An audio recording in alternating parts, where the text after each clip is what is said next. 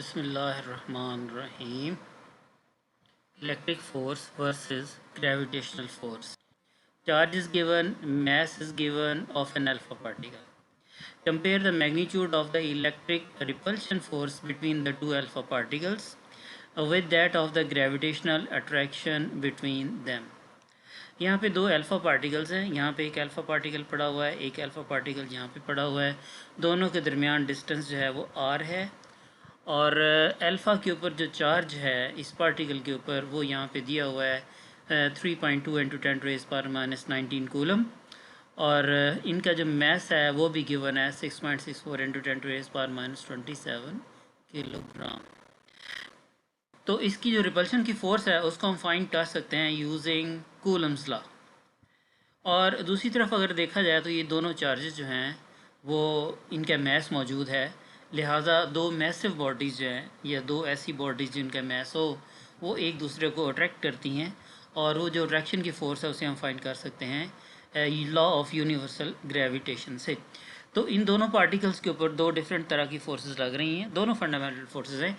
एक तो gravitational force है जो ग्रेविटेशनल लॉ से हम इसको निकाल सकते हैं और दूसरी इसके ऊपर जो रिपल्शन की फ़ोर्स है वो कूलम्स लॉ से हम निकाल सकते हैं। और फिर हमने क्या करना है, इन दोनों फोर्सेस को कंपेयर करना है। एक तो कूलम्स फोर्स है, मैंने आपको बताया रिपल्शन की फ़ोर्स होगी क्योंकि दोनों के ऊपर लाइक चार्ज है, पॉजिटिव पॉजिटिव रिपेल करेंगे। और कूलम्स लॉ का जो फार्मूला है वो होता है F is equal to 1/4πε0 Q² Q is the magnitude of charge और जो R है, R is the distance between centre of their charges. और दूसरी जो फोर्स इसके ऊपर लग रही है वो ग्रेविटेशनल फोर्स है और ग्रेविटेशनल फोर्स हमेशा अट्रैक्शन की फ़ोर्स होती है, ये रिपल्शन की फ़ोर्स कभी भी नहीं होती। और इसको फाइंड करने का जो फार्मूला है F is equal to G(m1m2) over r², ये G(m²) ओवर r²। चूँकि दोनों का मैस सेम है तो लिहाजा m² हो जाएगा, दोनों का चार्ज सेम है लिहाजा q² हो जाएगा। हमें क्या करना है, we have to compare both the forces, इन दोनों फोर्सेस को कंपेयर करना है और देखना है कि दोनों के दरमियान जो फोर्स है वो बड़ी कौन है।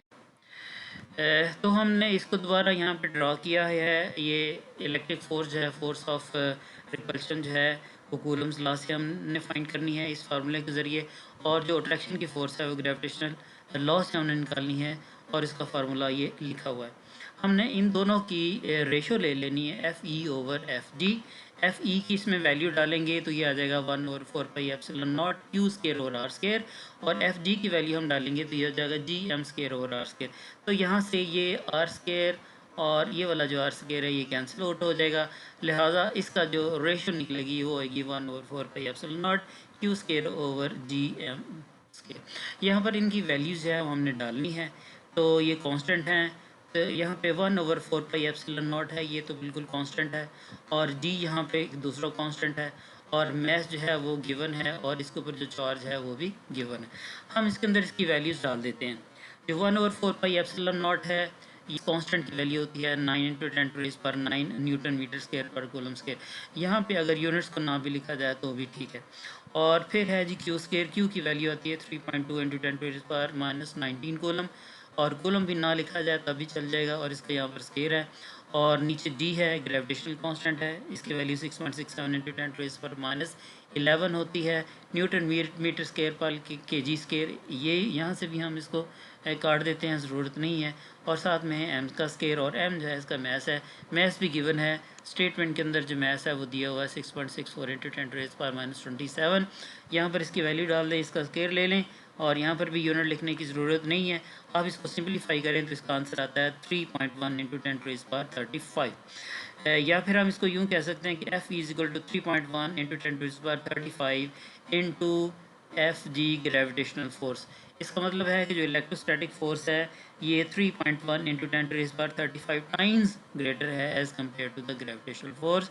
तो इलेक्ट्रोस्टैटिक फोर्स जो है वो डोमिनेंट फोर्स है, और जो रिपल्शन की फ़ोर्स है, इलेक्ट्रोस्टैटिक फोर्स है, ये डोमिनेंट है, और इसकी मैग्नीट्यूड बहुत ज़्यादा है, 10⁻35 है। लिहाजा हम कह सकते हैं कि electrostatic force is very very greater than the gravitational